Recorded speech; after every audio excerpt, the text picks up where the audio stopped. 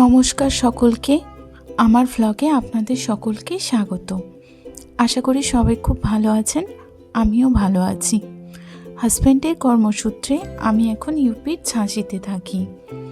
ইউপিতে তো এখন বেশ ভালো ঠান্ডা রয়েছে। তারপর রাত ভোর জুড়ে টিপটাপ বৃষ্টি হয়েছে।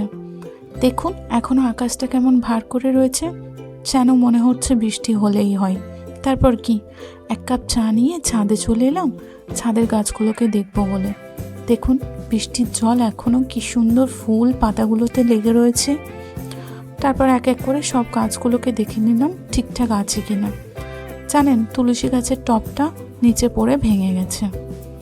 আর কি করা যাবে, আবার একটা নতুনই লাগাতে হবে। দেখুন এই ফুলের রঙটা কি সুন্দর না। ব্যাস, ঘরে ঢুকতে না ঢুকতে আবার টিপটাপ বৃষ্টি শুরু। আগে তো শীতকাল, তার উপরে বৃষ্টি। খিচুড়ির কম্বিনেশন এর থেকে ভালো কি হতে পারে। বানিয়ে ফেললাম খিচুড়ি, তার জন্য জল বসিয়ে দিলাম আর একদিকে সবজিগুলো ভেজে নিলাম।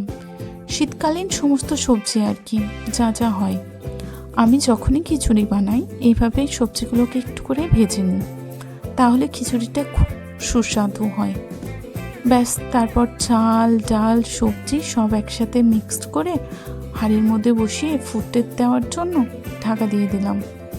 এটা এখন ধীরে ধীরে হতে থাক। আর এদিকে একটুখানি মশলা করে নিই, বুঝলেন, খিচুড়ির জন্য যেরকম আদা আর জিরে বাটা লাগে আর কি। তারপর একটু হলুদ গুলে ওর মধ্যে দিয়ে ভালো করে ঘেঁটে নিলাম। মশলাটা ভালো করে ভেজে ওর সঙ্গে মিশিয়ে আরেকবার ঘেঁটে নিই, আর একটু ধনেপাতা দিলেই ব্যাস, খিচুড়ি রেডি। চলুন বেগুনের জন্য বেগুনটা কেটে ফেলি। সেদিন বাজারে গিয়ে দেখি ভীষণ বড় বড় বেগুন। ব্যাস, আর কি, নিয়ে চলে এলাম। এই বেগুনটা দিয়েই আজ বেগুনি বানাবো। তার জন্য বেগুনটাকে ভালো করে কাটতে হবে। এত বড় বেগুন কাটতেও অসুবিধা হচ্ছে না, ভেতরটা বীজ নেই, বেশ জালিই রয়েছে। এবার এগুলোকে পাতলা পাতলা করে কেটে নিই। হ্যাঁ, এবার খিচুড়িটাকে একটুখানি জিরে তেল লঙ্কা ফোড়ন দিয়ে ভালো করে ঘেঁটে নিলাম। বেগুন কাটা হয়ে গেছে, এবার বেগুনের জন্য ব্যাটারটা তৈরি করে ফেলি।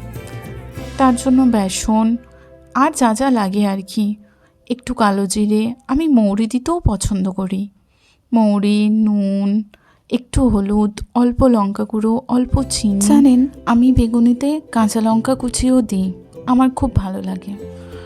আর বেগুনিটাকে মুচমুচে রাখার জন্য আপনাকে একটা জিনিস অবশ্যই দিতে হবে, সেটা হচ্ছে চালের গুঁড়ো। কিছুটা চালের গুঁড়ো এই বেগনিতে দিলে না, বেগনিটা অসাধারণ মুচমুচে হয় আর খেতেও ভালো হয়। বেগনি রেখে দিলে যেমন কিছুক্ষণ পর নেতিয়ে যায়, এই চালের গুঁড়োটা দেওয়ার জন্য বেগনি কিন্তু নেতিয়ে পড়ে না।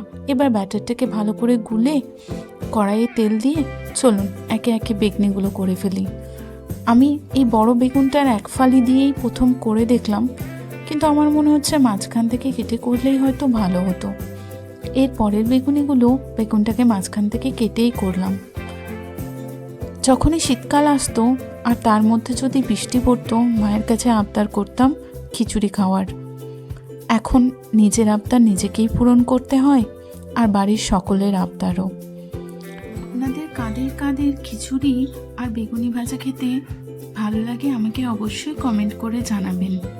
আর ভিডিওটি ভালো লাগলে একটি লাইক করে দেবেন, আর চ্যানেলটিকে সাবস্ক্রাইব করে পাশে থাকবেন আরও নতুন ভিডিও দেখার জন্য। চলুন একে একে বেগুনিগুলো তো সব রেডি হয়ে গেল, এবার খিচুড়ি আর বেগুনি খেয়ে নেওয়া যাক। এর জন্য টাটা, দেখা হচ্ছে পরের ব্লগে। নমস্কার।